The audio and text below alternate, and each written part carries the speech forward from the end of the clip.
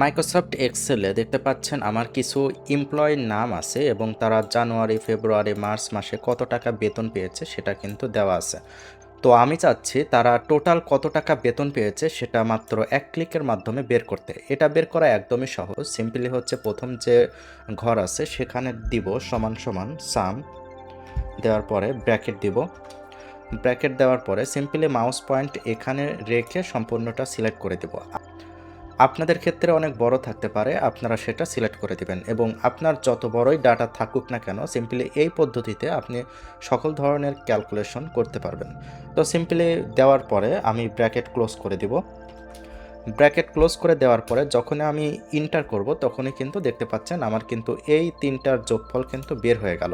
Simply mouse point এখানে রেখে আমি যদি ডাবল ক্লিক করি তাহলে কিন্তু দেখতে পাচ্ছেন সবগুলার ক্যালকুলেশন বের হয়ে যাবে।